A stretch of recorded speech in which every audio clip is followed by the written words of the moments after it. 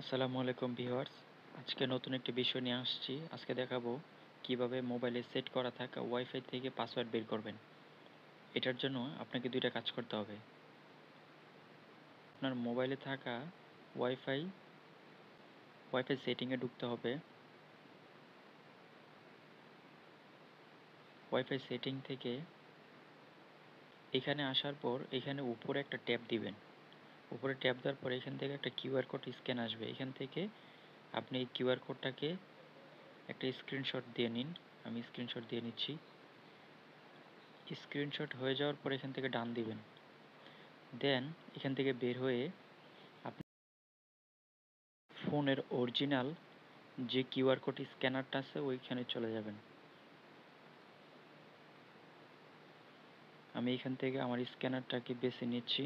এই যে স্ক্যানারে ঢোকার পর দেখুন এখানে আসার পর একটা ইমেজের অপশন আছে। এই ইমেজের অপশন থেকে আপনি পূর্বে যে স্ক্রিনশটটা নিয়েছেন এখানে সেটা আপলোড করুন। এটার জন্য এখানে ক্লিক করার পর আপনি আপনার স্ক্রিনশটটা এখানে ট্যাপ করুন, দেন ওকেতে চাপ দিন।